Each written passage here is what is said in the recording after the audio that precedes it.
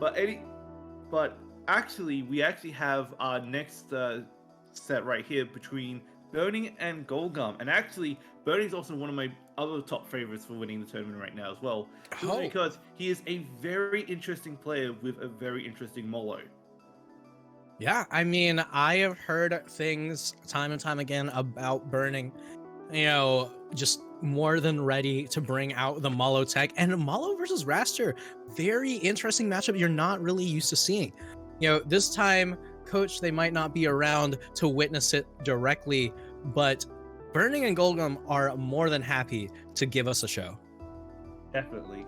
And I'm looking forward to it myself, because when Burnign starts throwing those bombs out, it's going to be very difficult for anyone to get through. Believe me, I've tried, and it is rough. Oh boy. Yeah, well, let's get started and see just how these bombs come into play. Gullgum, on the other side of things, just needs to control the space without getting completely just walled out by these bombs. A finisher already on the table, and both players off the side. Yeah, exactly. Yeah. Showcasing what makes Burnign so interesting. His bomb placements and bomb choices are always unique, and they don't really make sense off of, like, at the start. But once he starts throwing them into practice, you understand why they're so dangerous, because no one is prepared for the setup he has. Yeah, I mean, either way, Burnign just going to continue to take a lot of this damage from Gull, as Gull just, with these slipstreams placements, just has so much control, so much speed, so much options available until that one poor trade just going to just remove that stock from the face of this planet. Yeah, and again, we shouldn't undersell Gullgum here as well, because he's also a pretty good Raster in his own part in this matchup, because as you just mentioned, his use of slipstream to stay around oh my no Lord. Getting caught by the down special into the finisher bomb, killing him at a very early 60%. Yeah, I mean, that's rough for Gullgum, but Gullgum just throwing everything and the kitchen sink at Burnign, as Burnign is just more than happy to bat things straight back, looking for a 3 stock right now, and going to get the 3rd stock of the game, but it's his own that goes down. Yeah, showcasing the double-edged sword gameplay that is Molo, because those finisher bombs are a brilliant ways to kill enemies, but the problem is that they can also kill you. That's the one thing that keeps him balanced. And a brilliant F-Strong to close out the first match. Yeah, beautiful stuff from Burnign. Was able to control a lot of the pacing of that match. And honestly, leave it to a Malo player to have the parries on point. Was able to parry that slipstream and punish accordingly. Gullgum not ready, and this time moving over to Triple Pun is a question of whether or not Gullgum has the matchup experience to really make this work. I believe he does. It's having to get in and actually try and execute on that plan is extremely important against a Molo, because if you don't have a plan against those bombs, more likely than not, you are going to die. Yeah, I mean, it's a tough one to deal with, especially because in the end, right, as Raster, you can mess up one time and that could immediately mean your death. And Malo's one of those characters where you have to be a lot more careful about how you combo him, because if he's holding a cherry bomb in hand, you're gonna find yourself in a rough position if you're not taking into account when it's going to explode. Definitely. Especially since that if Malo is next to those bombs, he can reset the fuses on that timer by just a small amount, and that can completely throw off your timing. Yeah, but either way, gonna get right into things, see how this turns out. All right, starting things off, another slipstream aggressive from the get-go, but this time onto the middle part of the stage, so it's not something that Burnign was really in position to parry unless he was preemptively looking to do so. Honestly, I think this may have been a really good option from Gullgum, actually, to stage it, because those side platforms actually can give him a lot of safety against those bombs. simply because he can stay on the side, and those bombs will either fall off stage or they won't be close enough to do anything. Yeah, and Burnign just looking, waiting for the slipstream, but Gullgum just not gonna throw it out, just gonna be available to survive a little bit longer. But wow, I did not think that cherry bomb stud would actually kill that early. As Gullgum, you know, playing a light character, it's very, very difficult. You mess up one angle on the DI and you immediately fall into that blast zone. The lightest character would move correctly. So yeah, even more dangerous for him to get hit by any of those bombs. Which is, again, just showcase that he needs to have a game plan against them, otherwise he's not going to make it. Yeah, and Burnign, good positioning to get around that F-clap, as both of these players just looking to try to rack up more and more damage. Gullgum needs to find a way how to set up a kill, though. Can't go for that NATO just yet. You need a little bit closer, a little bit more airspeed, but the clap is going to do just fine. This is what I mean, though. Like, those bombs are stuffing his momentum a lot. Oh my god! Unfortunate. Maybe he could have survived that if he jumped or did like a neutral special, but it was hard to tell at that point. I think at that point it's more of you're not DIing fully out in time, and it's very, very difficult to react to that because there's so many things going through your head. The mental stack is so difficult, and Burnign is looking for it all. Sets up the ledge dash. Burnign's so good in control right now.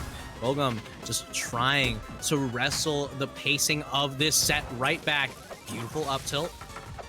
I love these offstage shenanigans we got going on so far.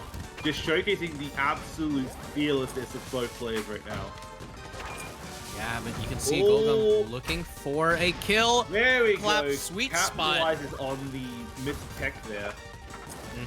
I mean, even goes for the edge cancel. You know, we see you, Gullgum. Don't think we don't see what good stuff you're showing us right now. But Burnign in a lot of trouble here. This could be big. This could be big. That's what we like to see. Absolutely getting the right combo into the right confirm to get that kill. Yeah, and I was talking about it earlier, right? You have to be careful against Malo, so that way if he's holding a bomb, you know exactly what to combo, so that way if it does explode in his hands, you're not in trouble. And Gullgum, with the NATO off the top, means that even if it explodes, Burnign still dies. Yeah, again, like that's what I like to see. That absolute ability to recognize the pattern, executing on the right moves to capitalize on the best opportunities. That's what he needs to do in order to win against a Molly player, especially someone as prolific as Burnign. Yeah, I mean, either way, you know, I was saying that Gullgum had to get rid of Burnign's momentum, and now the question is, how does Burnign fire back? Now, with Neo Fire Capital, very, very different stage. This stage has huge blast zones, one of the largest in the game. And because Tempest Peak is off the table, you could argue that this has the most survivability available for any character. But Gullgum just looking to get it all off of the table just immediately. Unfortunately, couldn't capitalize on the opportunity then to do a neutral special for an early kill, like 40 seconds into the first second. Yeah, that would have been perfect way to start it off.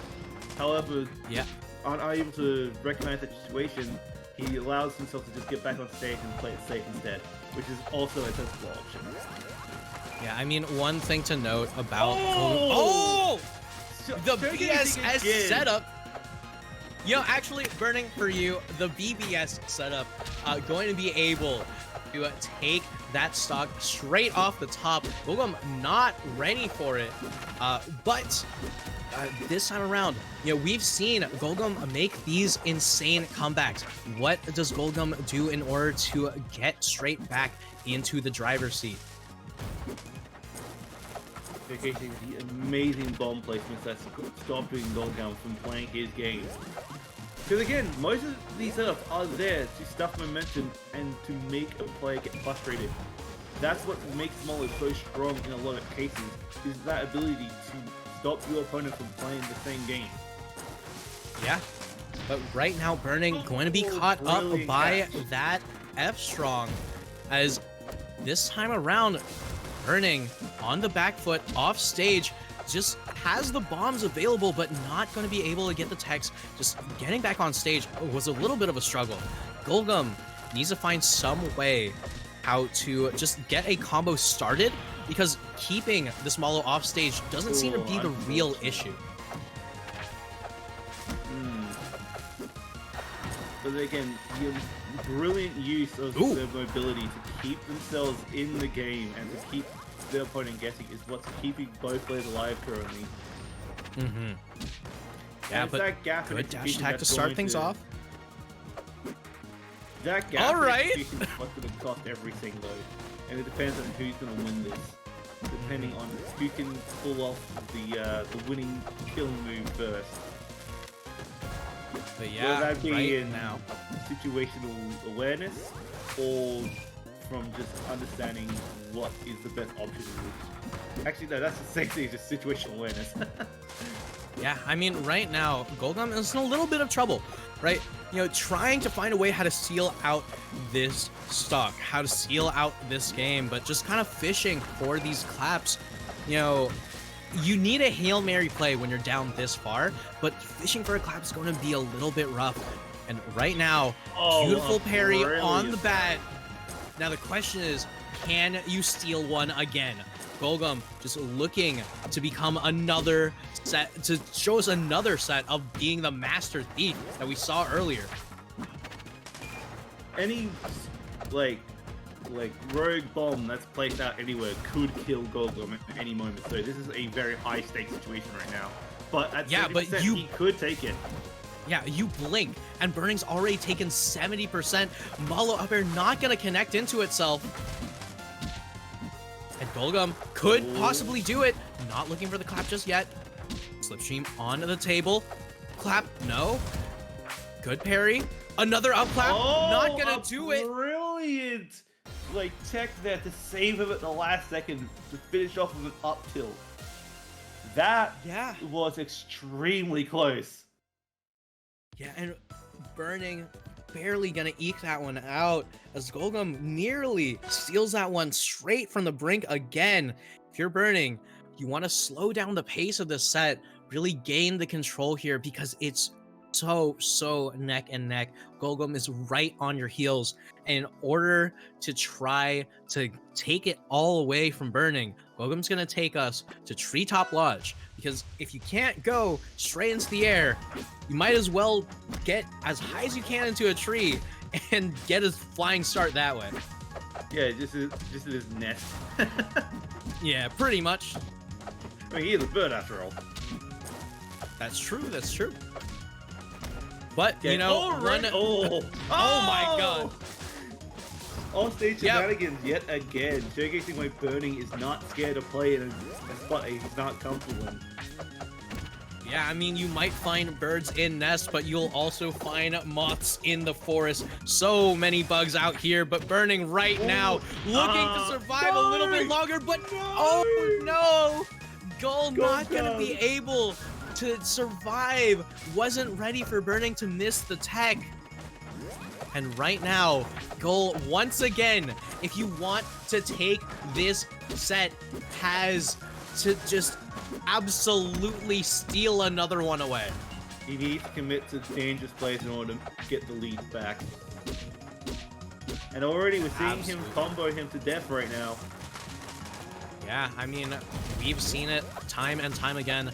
Gullgum has so much damage in these conversions. Burnign just looking to get that one kill. Not fishing too hard just yet, just looking to rack up damage. Once Raster's at a high enough percent, it'll kill, and the down tilt to bomb setup going to be able to do it, as Burnign going to take it. I believe that was 3-1. Yes, for that Gullgum. was 3-1 in Burnign's favor.